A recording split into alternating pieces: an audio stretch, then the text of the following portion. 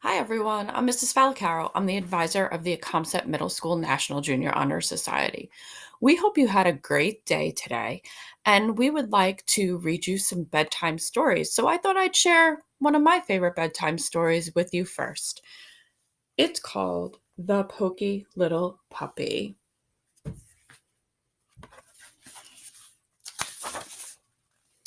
Five little puppies dug a hole under the fence and went for a walk in the wide, wide world. Through the meadow they went, down the road, over the bridge, across the green grass, and up the hill, one after another. And when they got to the top of the hill, they counted themselves. 1, 2, 3, 4. One little puppy wasn't there. Now, where in the world is that poky little puppy, they wondered, for he certainly wasn't on top of the hill. He wasn't going down the other side. The only thing they could see going down the other side was a fuzzy caterpillar. He wasn't coming up this side. The only thing they could see coming up was a quick green lizard. But when they looked down at the grassy place near the bottom of the hill, there he was, running round and round, his nose to the ground.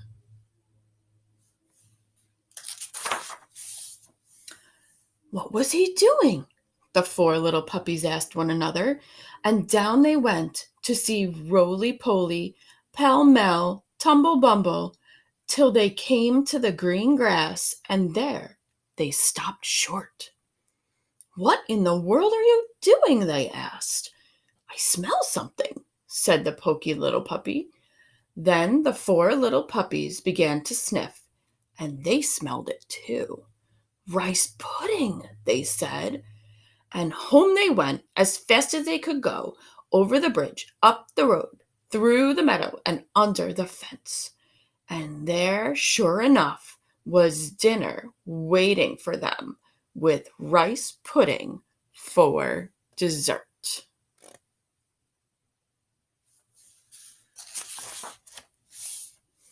But their mother was greatly displeased. So you're the little puppies who dig holes under fences, she said. No rice pudding tonight. And she made them go straight to bed. But the poky little puppy came home after everyone was sound asleep. He ate up the rice pudding and crawled into bed, happy as a lark. The next morning, someone had filled the hole and put a sign. The sign said, "Don't ever dig holes under this fence." But the five little puppies dug a hole under the fence just the same and went for a walk in the wide, wide world.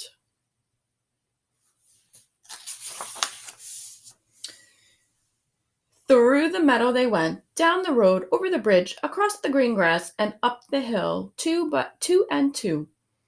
And when they got to the top of the hill, they counted themselves. 1, 2, 3, 4. One little puppy wasn't there. Now, where in the world is that poky little puppy, they wondered, for he certainly wasn't on the top of the hill. He wasn't going down the other side. The only thing they could see going down was a big black spider. He wasn't coming up this side. The only thing they could see coming up was a brown hop toad. But when they looked down at the grassy place near the bottom of a hill, there was the poky little puppy, sitting still as a stone with his head on one side and his ears cocked up.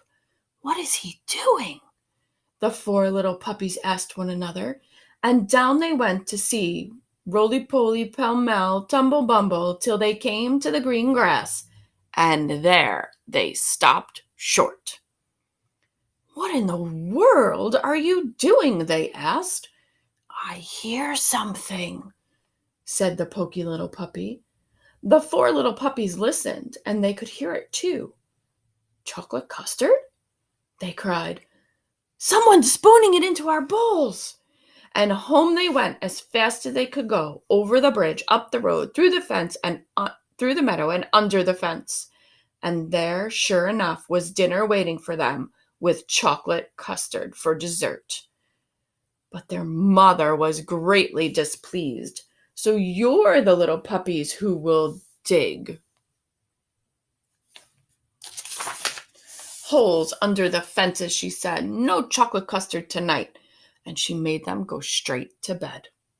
But the poky little puppy came home after everyone else was sound asleep, and he ate up all the chocolate custard and crawled into bed, happy as a lark.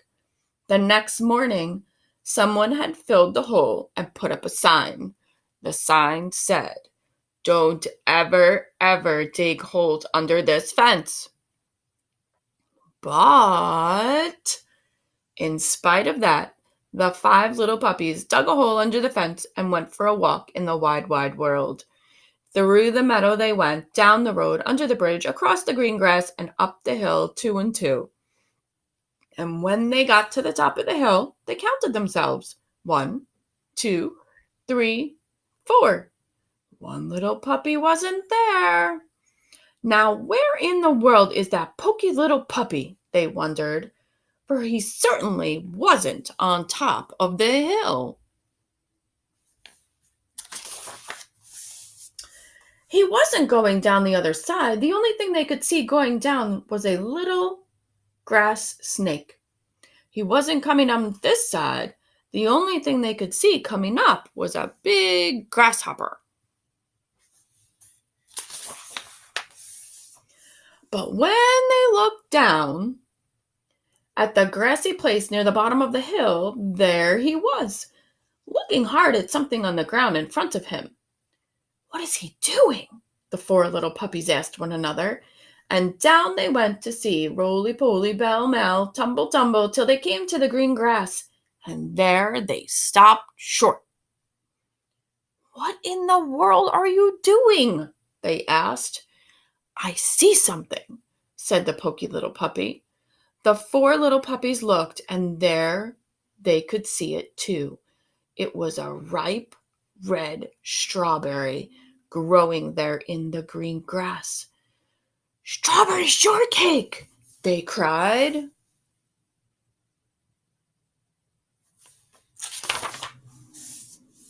And home they went as fast as they could go, over the bridge, up the road, through the meadow, and under the fence. And there, sure enough, was dinner waiting for them, with strawberry shortcake for dessert. But their mother said, So you're the little puppies who dug that hole under the fence again. No strawberry shortcake for supper tonight. And she made them go straight to bed. But the four little puppies waited till they thought she was asleep, and then they slipped out, filled up the hole, and when they turned around, there was their mother watching them. What good little puppies, she said. Come have your strawberry shortcake. And this time, when the poky little puppy got home, he had to squeeze in through a wide place in the fence. And there were his four brothers and sisters licking the last crumbs from their saucer. Dear me, said his mother, what a pity, you're so poky. Now the strawberry shortcake is all gone. So poky little puppy had to go to bed without a single bite of shortcake, and he felt very sorry for himself.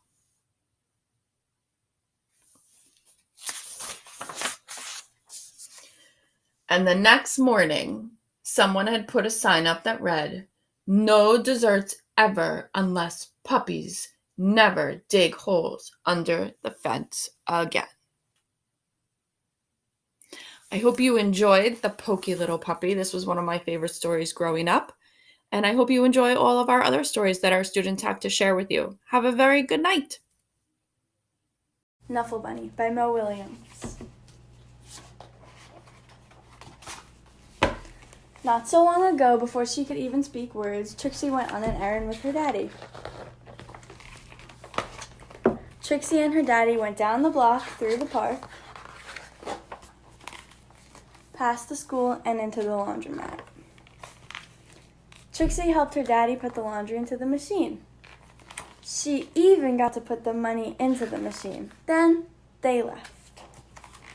But a block or so later, Trixie realized something.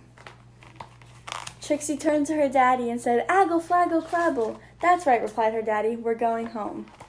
"Aggle, flaggle, clabble," said Trixie again. "Blaggle, flabble, wumpy, flappy, snurp." "Now please don't get fussy," said her daddy. Well, she had no choice. Trixie bawled. She went boneless.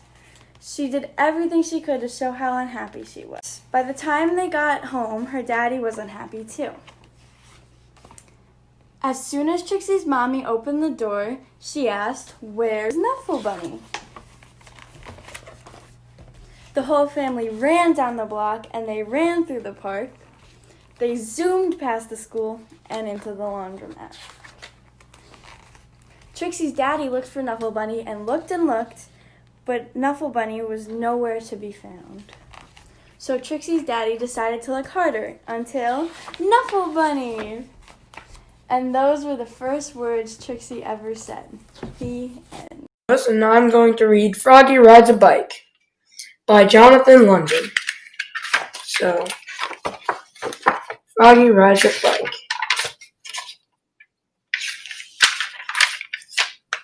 Froggy looked out the window.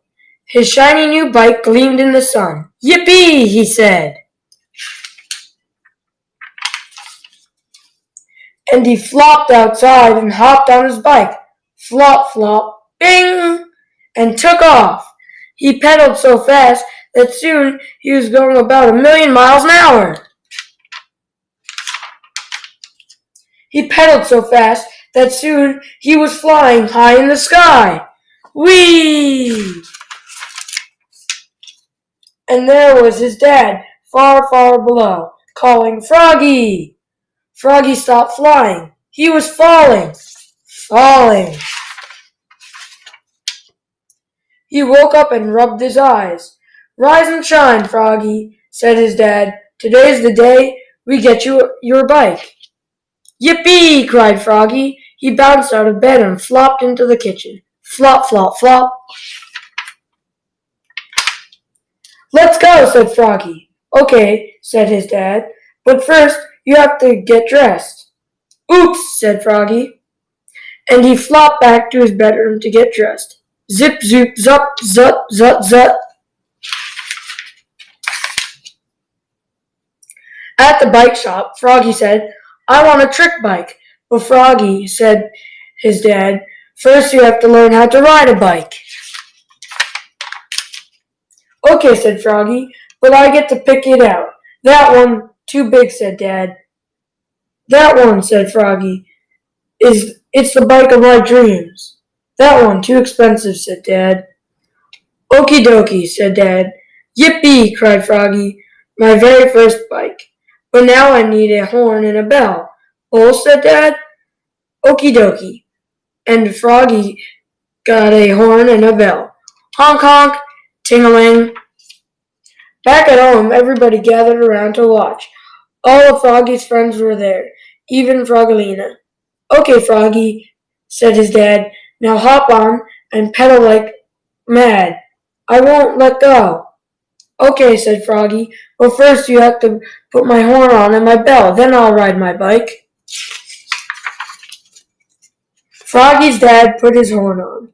Honk honk. "Now hop on and pedal like mad," he said.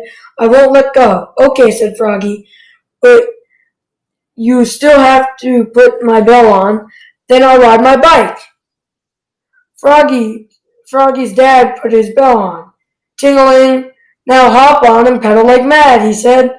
"I won't let go." So Froggy hopped on his bike, flop, flop, bing, and he pedaled like mad. Honk, honk, ting-a-ling, zoom, zoom, zoom.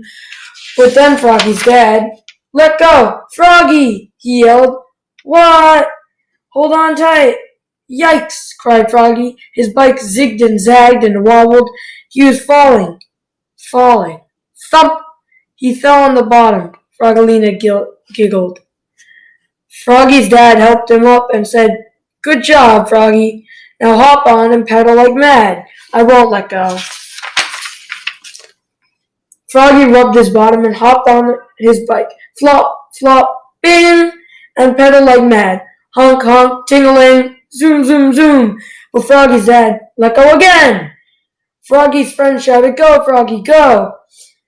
"Yikes!" cried Froggy. His bike zigged and zagged and wobbled. He was falling. But he didn't give up. He yelled, "Whee!" and rode his bike up and down until dinner. All of Froggy's friends had gone home, except for Frogolina. "Watch me," said Froggy, "no hands." And Froggy rode his bike with no hands. Right smack into a tree, thump, and fell on his rump. "Oops!" cried Froggy, looking more red in the face than green. Frogolina laughed. At dinner, Froggy couldn't sit down. "What's the matter?" asked his mom. "My butt's too sore." "Froggy go boom boom," giggled Polly. But in the morning, Froggy hopped on his bike. Flop, flop, bing, honk, honk, ting-a-ling, zoom, zoom, and popped wheelies. Hi, my name is Sophia, and I'll be reading Maybe a Bear Ate It.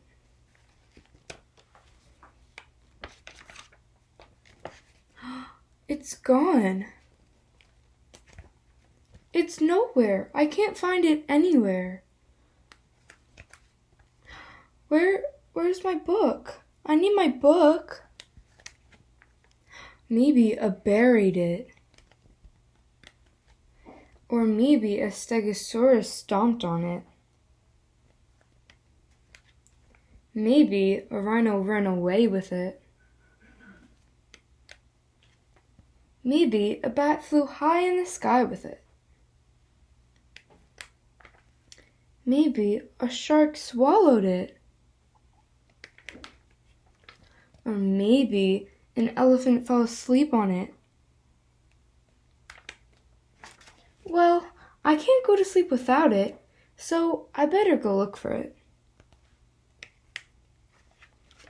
Looking, I'm looking. I'm still looking. Hey, look, I found my book. You know what? I love my book. The end. Hello, I'm Tommy Morelli, and I'm going to be reading Llama Llama Red Pajama.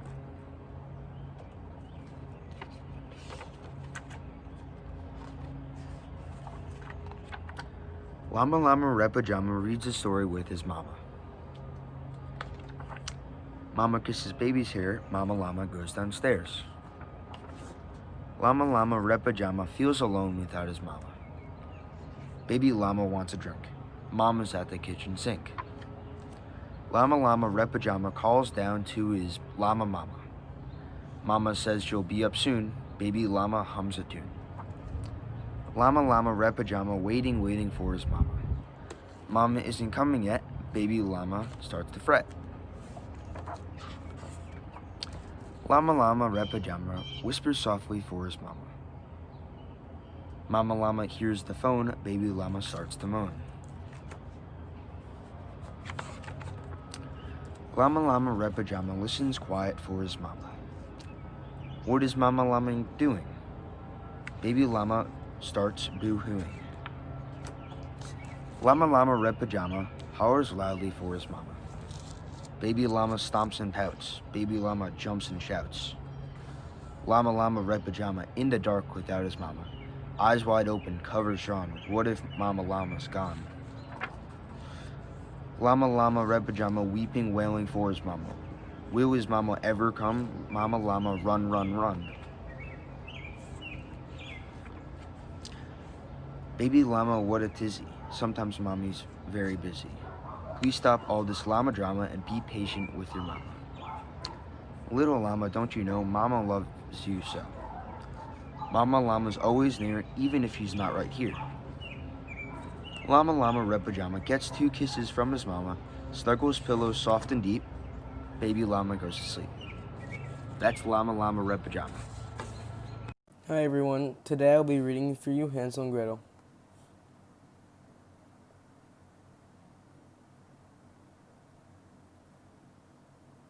Once there was a brother named Hansel and a sister named Gretel, who lived in the woods with their loving father.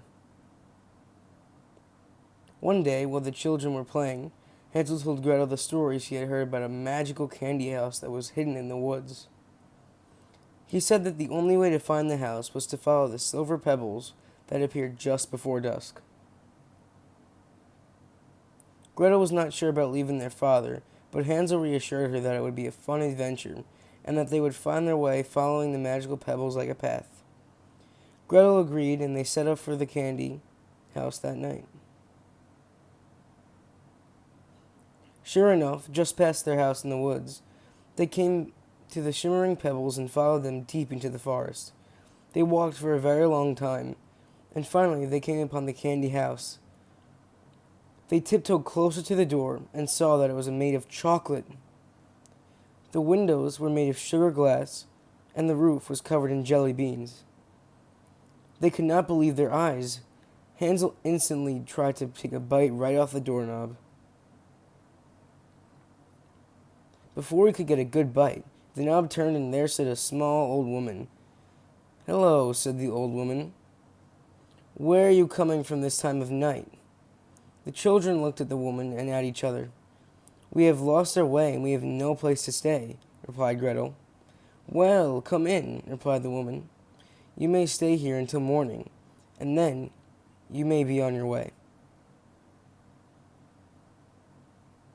When the children came into the delicious house, they saw a home meal that awaited them. Milk and sugared pancakes with apples and candied nuts. Sweet cinnamon buns with sugar syrup covered the table. All were waiting for them to enjoy. The children shared a wonderful meal with the kind old woman, and then she offered them a nice warm beds for the night. Full and tired, Hansel and Gretel accepted her offer to stay the night, and when the morning came, they awoke still feeling full of sweetness. When they looked around, they both realized that the bed Hansel had slept in was actually a huge cage. Gretel ran to the kitchen where she found the old woman preparing a pie for breakfast. "What has happened to my brother?" yelled Gretel.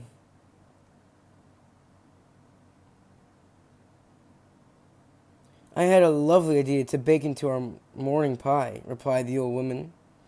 The children did not know what the old woman was actually a mean witch who ate whatever she could get her hands on. "Why don't you fetch me the flour from the closet so we can get to work?" Gretel had to think quickly. She went into the closet and carefully pushed the flour inside. Then she called to the old woman. "I can't seem to find it. Can you come and show me where it is?" The old woman moved far into the closet, and in a flash, Gretel pounced behind her to shut the door and lock it before the old woman could get out. She rushed to her brother and let him out of the cage. Hansel and Gretel ran out of the candy house and down the pebble path as fast as their legs could carry them. The brother and sister ran in such a hurry that their feet scattered the silver pebbles as they ran. When they received their house, their father was relieved to see them. They told him that their story about the mysterious candy house and the mean old witch. Henry the Uncatchable Mouse by Sidney Simon. Mice are really not very smart. In fact, they are quite stupid. You can catch them pretty easily, and most of them can be caught.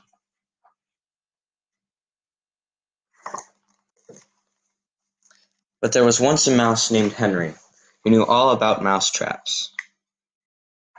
Many years ago, Henry had learned how to set a mouse trap off, and he knew how to do it without getting even a whisker caught.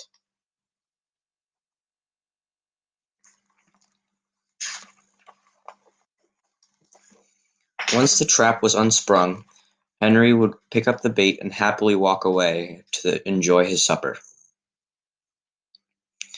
Mr. Wilmington owned the house where Henry lived. He had often said that mice were stupid, and he had often said that he was going to catch Henry.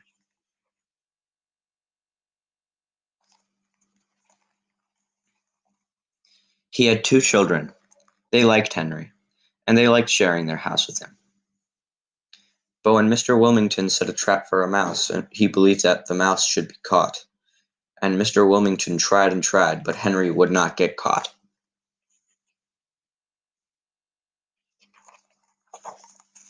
One night, after the children were asleep, Mr. Wilmington hid behind the kitchen cabinet and waited and watched.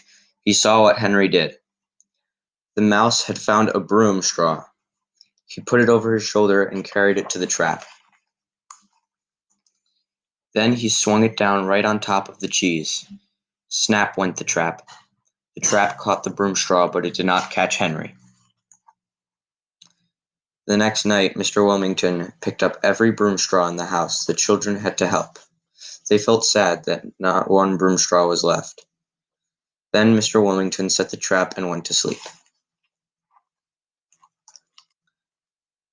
When Henry came out that night, he could not even find part of a broom straw, but he was too smart to get caught.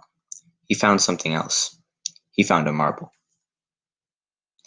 Dragging the marble with him, he climbed to the top of the kitchen table.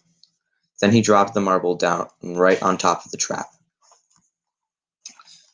The trap caught the marble, but it did not catch Henry. The next night, Mr. Wilmington told the children to look for every marble in the house. He put the marbles in a can with a tight cover. Then he set the trap and went to sleep. When Henry came out that night, he could not find a single marble, but he did find a piece of string. You can see he cut it off of the train. He started to jump rope with it. He moved closer and closer to the trap. Then, snap went the trap. The trap caught the piece of string, but it did not catch Henry. The next night, Mr. Wilmington picked up every piece of string he could find. Then, when the trap was set, and he went to sleep. Henry could not find a broom straw, or a marble, or a piece of string, but he did find one of the children's toy trucks. He pushed the truck, and he shoved, and finally he rolled the little truck right across the trap. The trap caught the truck, but it did not catch Henry. The next night, Mr. Wilmington had the children put away every toy in the house. The toy closet was stuffed. Now Mr. Wilmington was sure that the mouse could not find anything to put in the trap. He set the trap and went to sleep. But Henry found a spoon on the kitchen table. He jumped on it, and it landed right next to the trap. Then he stood the spoon up close to the trap and let it fall against the trap. It made quite a noise, but nobody woke up. And the trap caught the spoon, but it did not catch Henry. What a fine dinner he had that night. When Mr. Wilmington saw what had happened, he went over all the house, picking up everything that a mouse could move. He felt very foolish.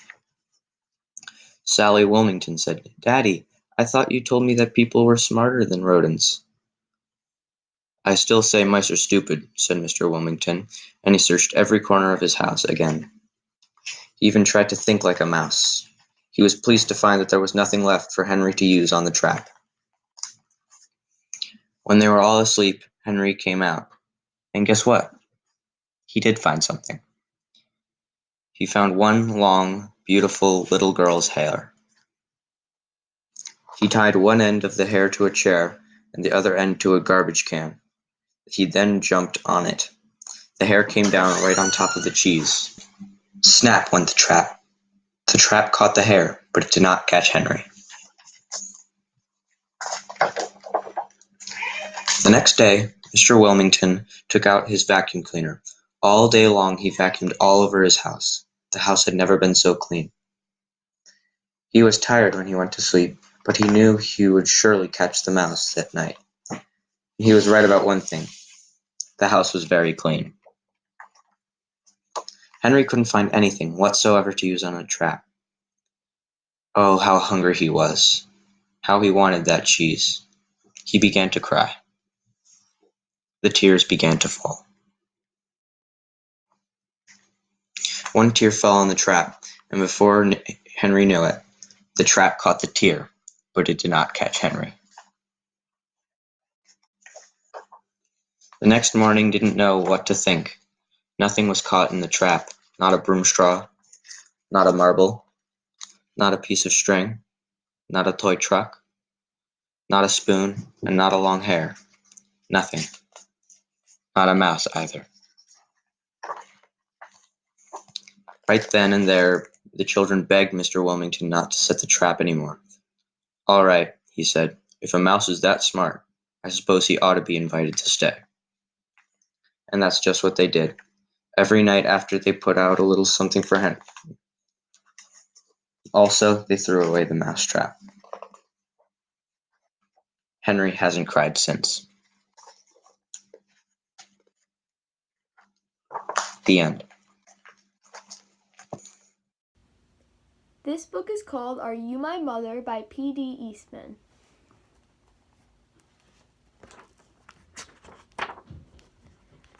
A mother bird sat on her egg. The egg jumped. "Oh, oh," said the mother bird, "my baby will be here. He will want to eat." "I must get something for my baby bird to eat," she said. "I will be right back." So away she went. The egg jumped, it jumped, and jumped and jumped. Out came the baby bird. "Where is my mother?" he said. He looked for her. He looked up. He did not see her.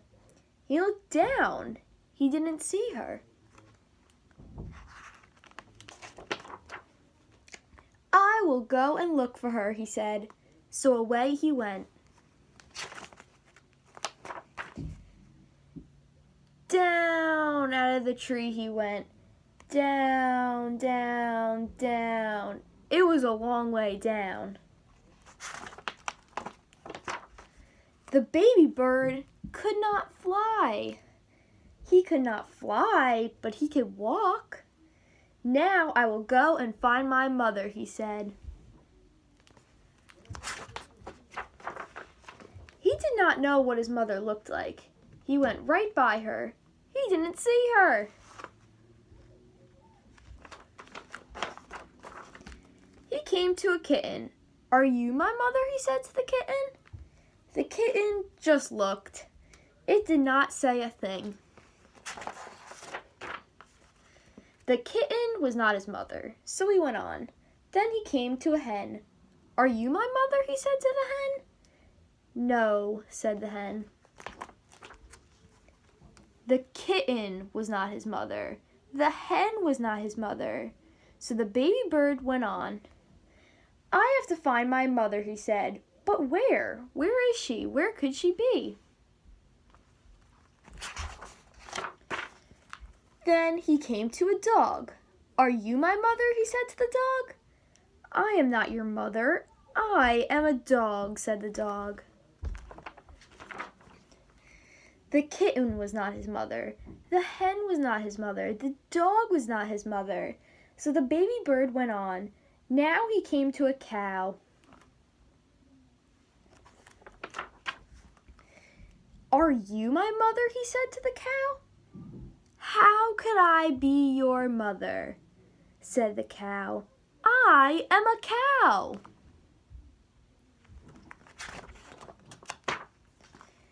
The kitten and the hen were not his mother. The dog and the cow were not his mother. Did he have a mother?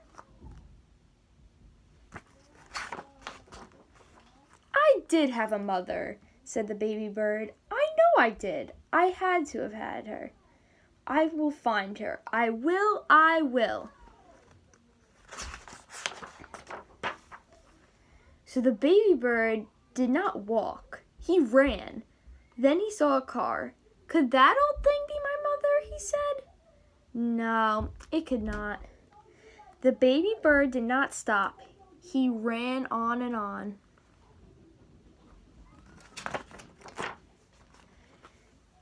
Now he looked way, way down. He saw a boat. "There she is," he said.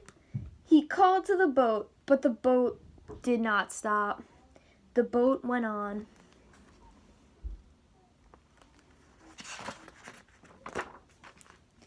He looked way, way up. He saw a big plane. "Here I am, Mother," he called out.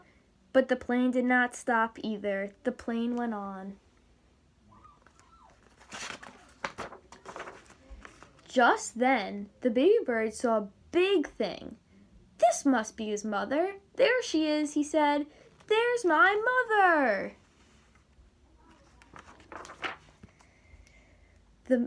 He ran right up to it. "Mother, Mother," he said. "Here I am, Mother," he said to the big thing.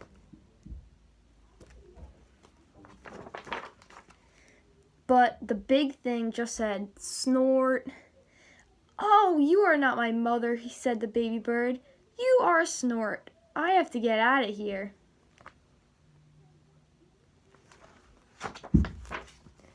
But the baby bird could not get away. The snort went up. It went way, way up, and up, and up, and up went the baby bird. But now where was the snort going? Oh, oh, where is this snort going? What is he going to do to me? Get me out of here!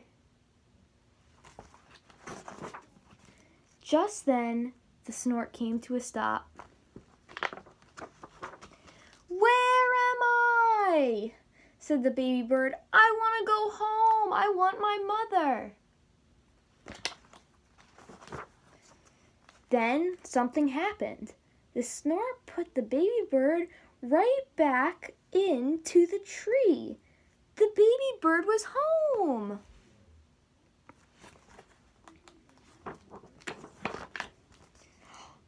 Just then, the mother bird came back to the tree. "Do you know who I am?" said the mother bird to the baby.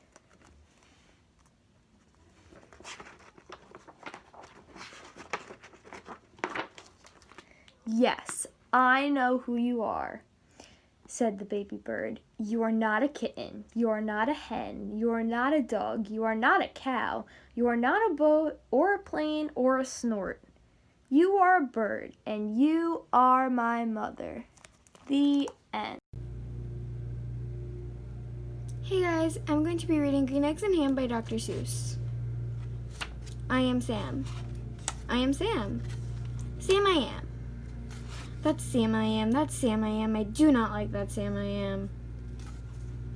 Do you like green eggs and ham? I do not like them, Sam I am. I do not like green eggs and ham. Would you like them here or there? I would not like them here or there. I would not like them anywhere. I do not like green eggs and ham. I do not like them, Sam I am. Would you like them in a house? Would you like them with a mouse?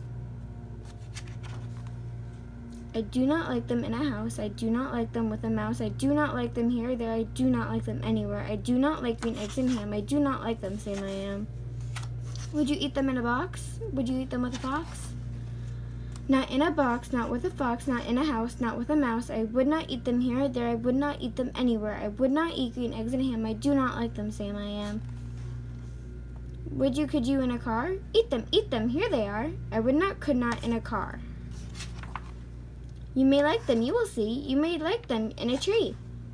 I would not, could not in a tree, not in a car. You let me be.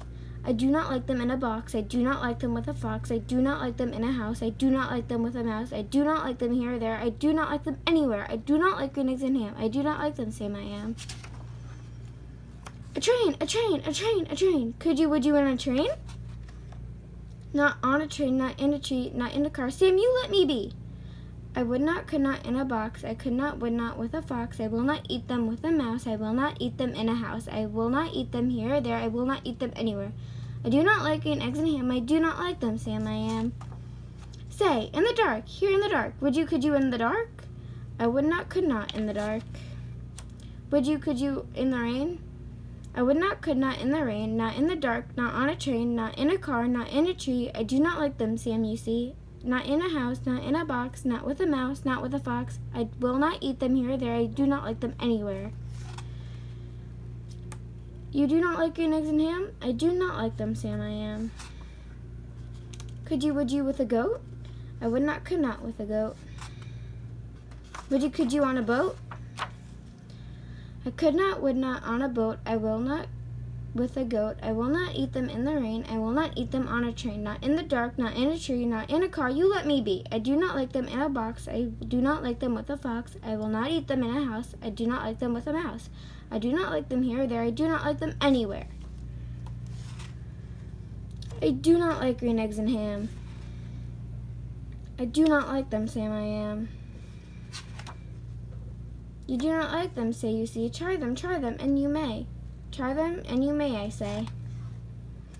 Sam, if you will let me be, I will try them. You will see.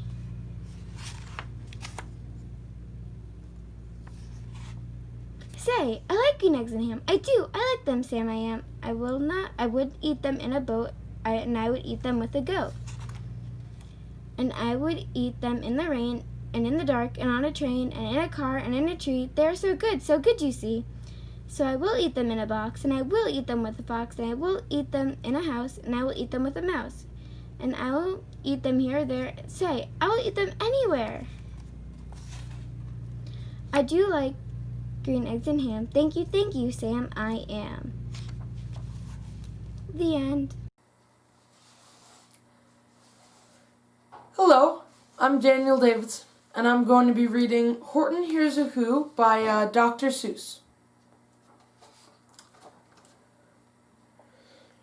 On the 15th of May, in the jungle of Newell, in the heat of the day, in the cool of the pool, he was splashing, enjoying the jungle's great joys, when Horton the elephant heard a small noise. So Horton stopped splashing. He looked towards the sound. That's funny, thought Horton. There's no one around. Then he heard it again, just a very faint yelp, as if some tiny person were calling for help. I'll help you, said Horton. But who are you? Where? He looked and he looked. He could see nothing there but a small speck of dust blowing past through the air.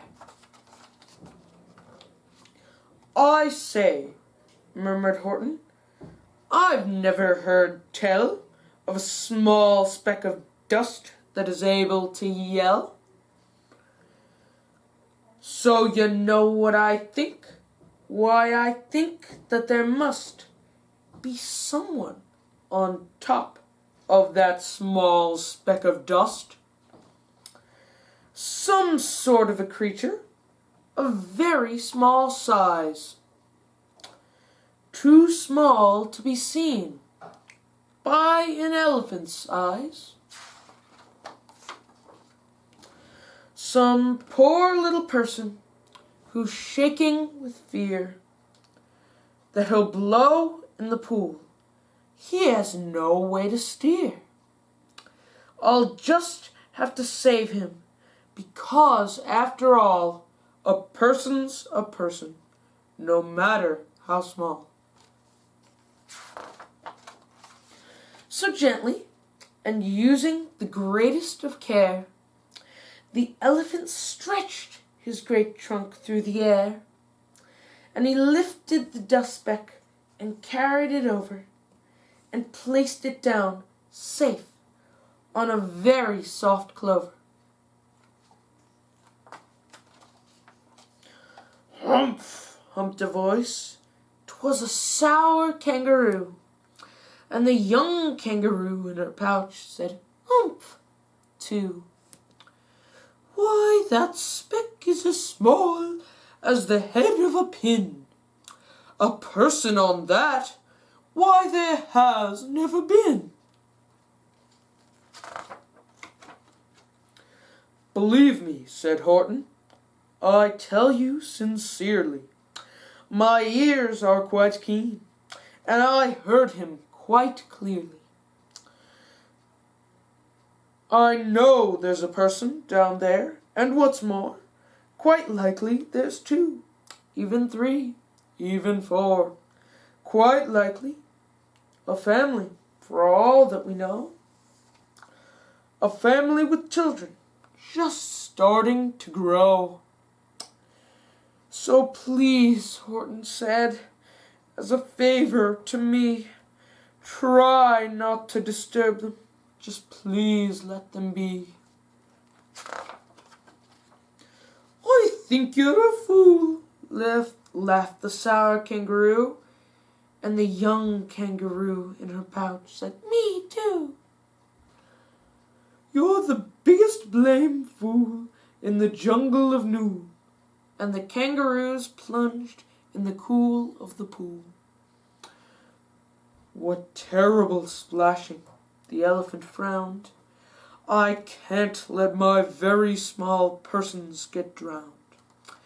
I've got to protect them. I'm bigger than they. So he plucked up the clover and hustled away.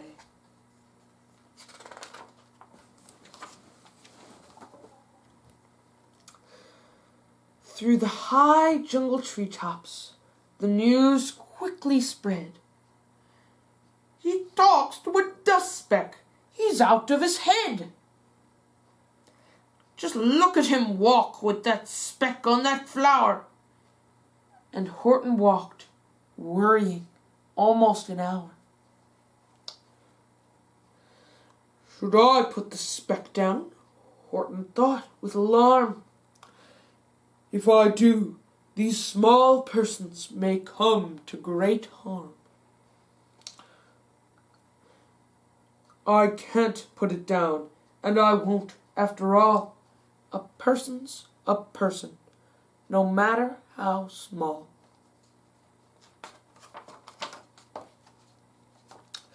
Then Horton stopped walking.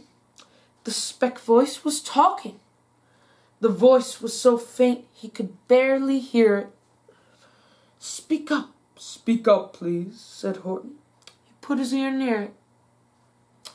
My friend, came the voice. You're a very fine friend. You've helped us all folks on this dust speck no end. You've saved all our houses, our ceilings and floors. You've saved all our churches and grocery stores.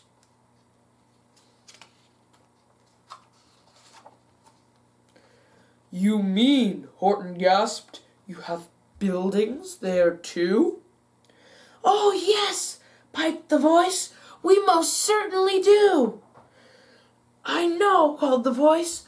I'm too small to be seen. But I'm mayor of a town that is friendly and clean. Our buildings, to you, would seem terribly small. But to us, who aren't big, they are wonderfully tall. My town is called Whoville, for I am a Who. And we Whos are all thankful and grateful to you.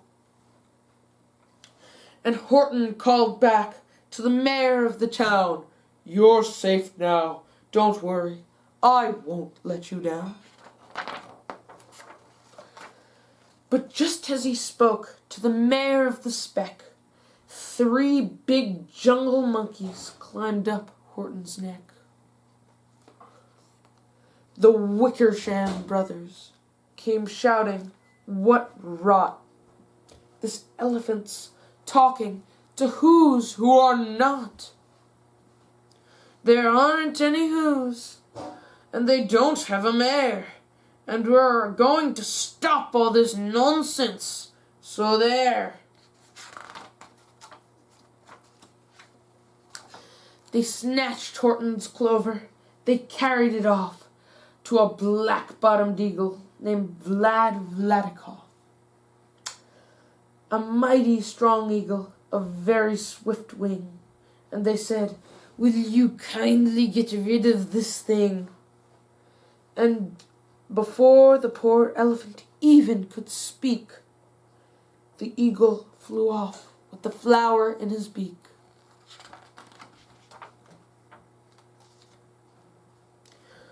All that late afternoon and far into the night, that black-bottomed bird flapped his wings in fast flight, while Horton chased after with groans over stones that tattered his toenails and battered his bones,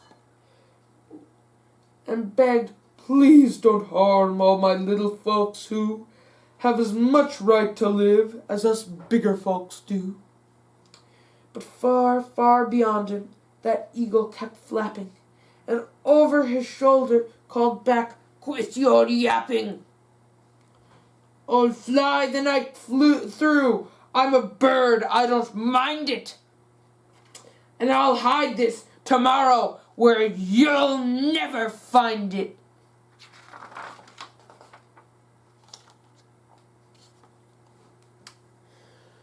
And at 6:56 the next morning, he did it. It sure was a terrible place that he hid it. He let that small clover drop somewhere inside of a great patch of clovers 100 miles wide. "Find that," sneered the bird, "but I think you will fail." And he left with a flip of his black-bottomed tail.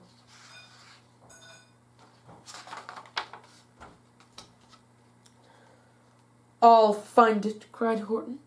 "I'll find it or bust. I shall find my friends on my small speck of dust." And clover by clover by clover, with care, he picked up and searched them and called, "Are you there?" But clover by clover by clover, he found that the one that he sought for was just not around. And by noon, poor old Horton, more dead than alive, had picked, searched, and piled up 9,005.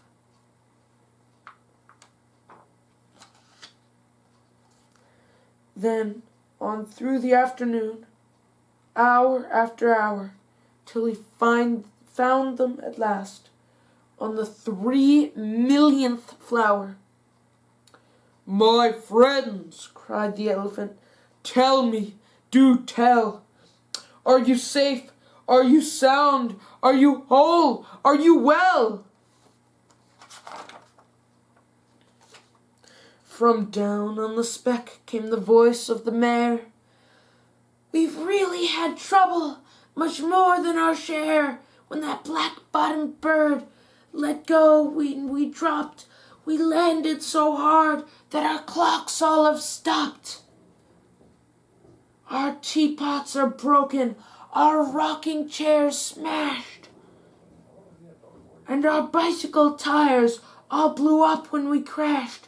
So Horton, please," pleaded that voice of the mayor's, "will you stick by us who's while we're making repairs?" "Of course," Horton answered. "Of course I will stick. I'll stick by you small folks through thin and through thick."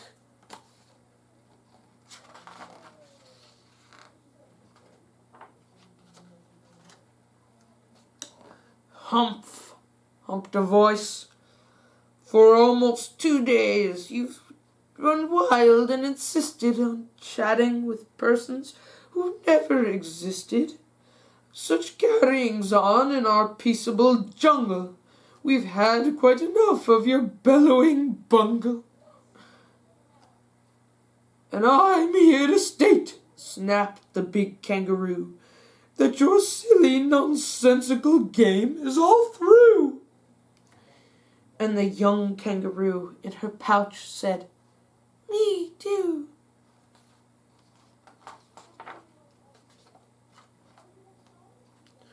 With the help of the Wickersham brothers and others, of Wickersham uncles and Wickersham cousins, and Wickersham in-laws, whose help I've engaged, you're going to be roped, and you're going to be caged.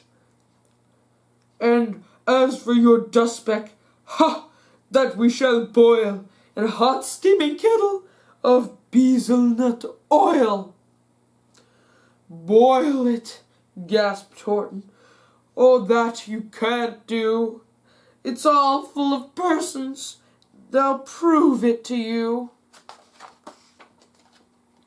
Mr. Mayor, Horton called. Mr. Mayor, you've got to prove now that you really are there. So call a big meeting. Get everyone out. Make every who holler. Make every who shout. Make every who scream. If you don't, every who is going to end up in a beetle-nut stew. And down on the dustpeck, the scared little mayor quick called a big meeting in Whoville Down Square. And his people cried loudly. They cried out in fear, "We are here! We are here! We are here!"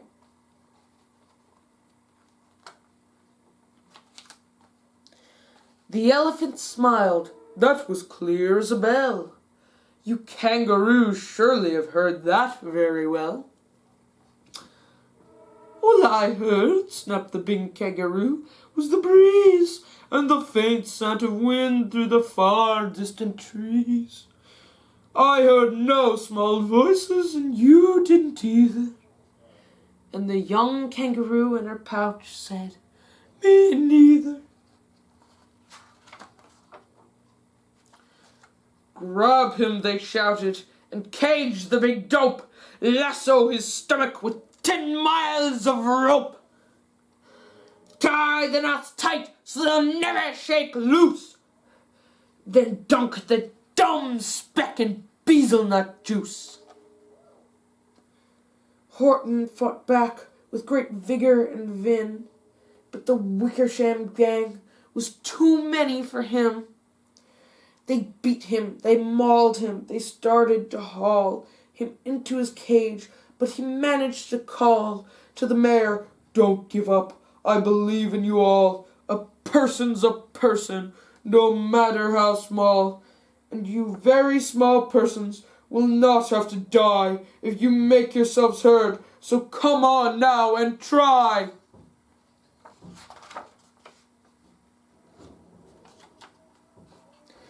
The mayor grabbed a tom-tom, he started to smack it, and all over Whoville they whooped up a racket. They rattled tin kettles, they beat on brass pans, on garbage pail tops and old cranberry cans. They blew on bazookas and blasted great toots on clarinets, oompas, boompas, and flutes. Great gusts of loud racket rang high through the air. They rattled and shook the whole sky, and the mayor called up through the howling and hullabaloo, "Hey, Horton, how's this? Is our sound coming through?" And Horton called back, "I can hear you just fine, but the kangaroo's ears aren't as strong quite as mine. They don't hear a thing. Are you sure all your boys are doing their best? Are they all making noise? Are you sure every who down at Whoville is working? Quick, look through your town. Is anyone shirking?" Through the town rushed the mayor, from the east to the west, but everyone seemed to be doing his best. Everyone seemed to be yapping or yipping. Everyone seemed to be beeping or bipping. But it wasn't enough, all this ruckus and roar. He had to find someone to help him make more. He raced through each building, he searched floor to floor.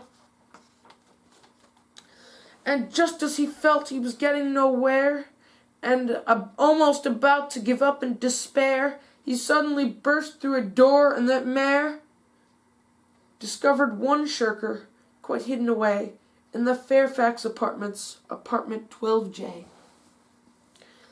A very small shirker named Jojo was standing, just standing, and bouncing a yo-yo, not making a sound, not a yip, not a chirp. And the mayor rushed inside, and he grabbed the young twerp. And he climbed with the lad up the Eiffelberg Tower. "This," cried the mayor, "is your town's darkest hour. the time for all who have blood that is red to come to the aid of their country, he said.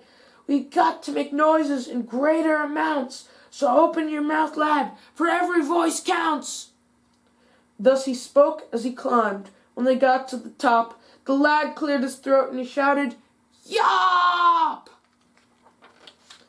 And that yop, that one small extra yop, put it over.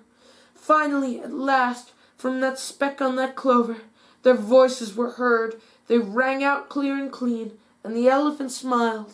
Do you see what I mean? They've proved they are persons, no matter how small, and their whole world was saved by the smallest of all. How true, yes, how true, said the big kangaroo. And from now on, you know that what I'm planning to do. From now on, I'm going to protect them with you. And the young kangaroo in her pouch said, "Me too." From sun in the summer, from rain when it's fallish, I'm going to protect them, no matter how smallish.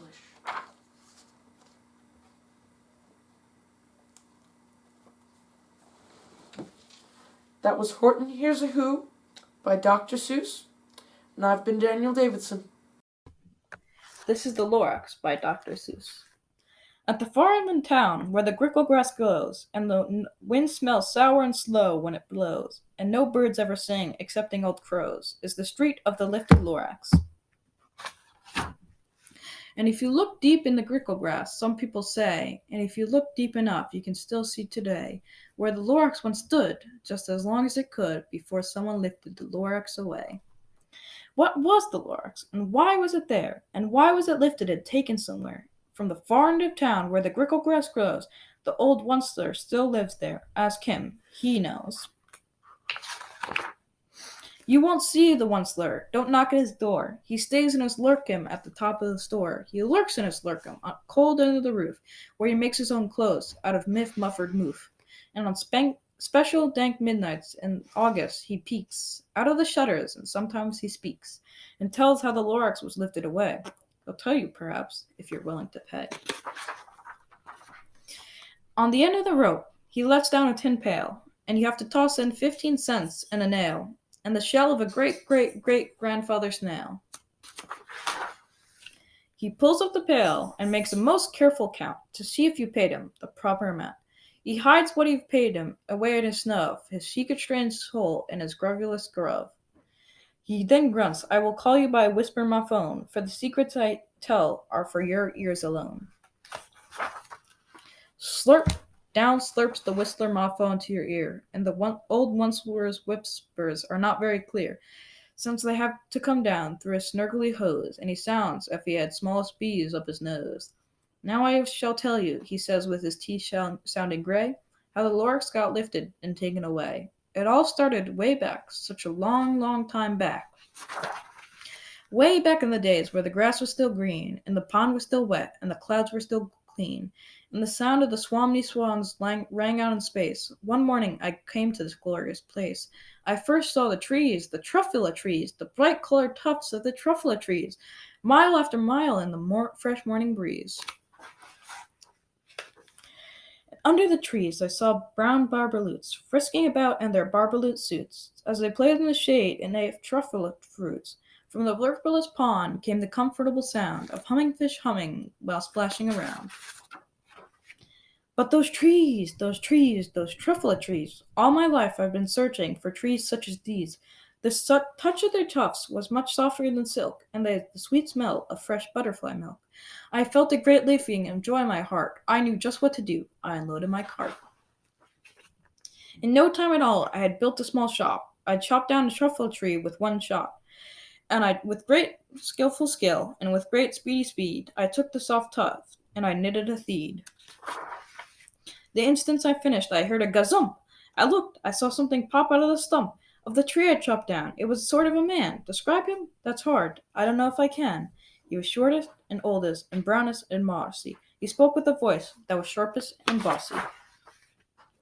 "Mister," he said with a sawdusty sneeze, "I am the Lorax, and I speak for the trees. I speak for the trees have no tongues, and I'm asking you, sir, at the top of my lungs." He was very upset as he shouted and puffed. "What is that thing you've made out of my truffle tuft?" "Look, Lorix," I said, "there's no cause for alarm. I just chopped one tree. I am doing no harm. I am being quite useful. This thing is a thneed. A thneed is a fine something that all people need. It's a shirt, it's a sock, it's a glove, it's a hat. But it has other uses. Yes, far beyond that. You can use it for carpets, for pillows, for sheets, or curtains or covers for bicycle seats." The Lorix said, "Sir, you are crazy with greed. There is no one on earth that would buy that fool thneed."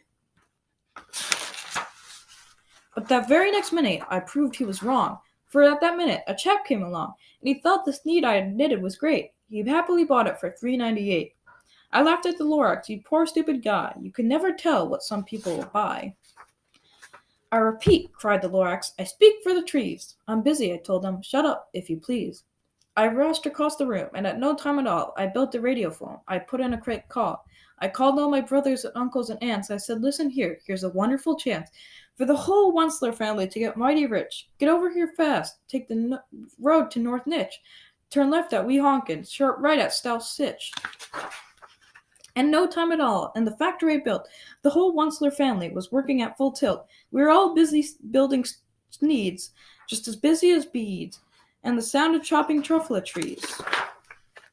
Then, oh baby-o, how my business did grow! Now chopping one tree at a time was too slow, so I quickly invented my super axe hacker, which whacked off 4 truffle trees at one smacker. We were making thneeds 4 times as fast as before, and that Lorix, he didn't show up anymore.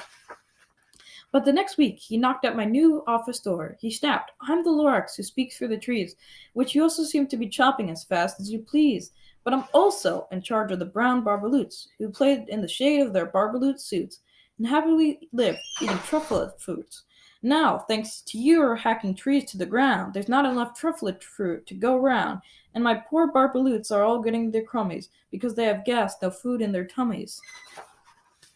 They love living here, but I can't let them stay. They'll have to find food, and I hope that they may. Good luck, boys," he cried, and sent them away. I, the Wensler, felt sad as I watched them go, but business is business, and business must go, regardless of crummies and tummies, you know. I meant no harm, I most truly did not, but I had to grow bigger, so bigger I got. I biggered my factory, I biggered my roads, I biggered my wagons, I biggered the loads. Of the sneeds I shipped out, I was shipping them forth, to the south, to the east, to the west, to the north. I went right on biggering, selling more thieves. I biggered my money, which everyone needs. Then, again he came back. I was fixing some pipes, when that old nuisance Lorix came back with more gripes. "I am the Lorix," he coughed and he whiffed. He sneezed, he shuffled, he snargled, he sniffed. "Wensler," he cried with a crufula croak. "Wensler, you're making too much smogula smoke. My poor swamny swans, why they can't sing a note. No one can sing who has smog in his throat." "And so," said the Lorix, "please pardon my cough. They cannot live here, so I'm sending them off." "Where will they go?" "I don't hopefully know. They may have to fly for a month or a year to escape the smog you've smogged up on here." "What's more," snapped the Lorix, his dander was up, "let me say a few words about the gloppity glop. Your machine chugs on day and night without stop, making gloppity glop, else sloppity slop. And what do you do with the leftover goo? I'll show you, you dirty old Wensler man, you. You're glumming the pond where the humming fish hum. No more can they hum, for their gills are all gum. So I'm sending them off. Oh, their future is dreary. They'll walk on their fins and get woefully wearily. In search of some water isn't so smeary." Then I got mad. I got terribly mad. I yelled at the Lorix, "Now listen here, Dad. All you do is yap, yap, yap and say bad, bad, bad. Well, I have my rights, sir, and I'm telling you, I intend on go on doing what I just do. And for your information, Lorix, I'm figuring on biggering and biggering and biggering and biggering, turning more truffle trees into needs, which everyone needs." And that very moment, we heard a wild whack. From outside the fields came a sickening smack on an axe on a tree. Then we heard the tree fall, the very last truffle tree of them all. No more trees, no more needs, no more work to be done. So in no time, my uncles, aunts, everyone, all waved me goodbye. They jumped into my cars and drove away under the smoke-smuggered stars. Now all that was left beneath the bell-smelling sky was my big factory Lorix, my big empty factory, Lorix and I. The Lork said nothing, just gave me a very, very sad backwards glance. He lifted himself by the seat of his pants, and I'll never forget the grim look on his face when he hissed at himself and took leave of this place through a hole in the smog without leaving a trace. All that Lorax was left here was the mess, was a small pile of rocks with one word. Unless. Whatever that meant, I just couldn't guess. But that was long, long ago. But each since that day, I've sat here and worried away. Through the years, while my buildings have fallen apart, I've worried about it with all my heart. But now, says the Onceler, now that you're here, the word of the Lord seems perfectly clear. Unless someone like you cares a whole lot, nothing's going to get better. It's not. So, calls the Lorax. Catch! He lets something fall. It's a seed, truffula seed, the last one of them all. You're in charge of the last of the truffula seeds, and the truffula seeds are what everyone needs. Plant a new truffula, treat it with care, give it clean water, and feed it with fresh air. Grow a forest, protect it from axes that hack, and then the Lorax and all of his friends may come back. The end.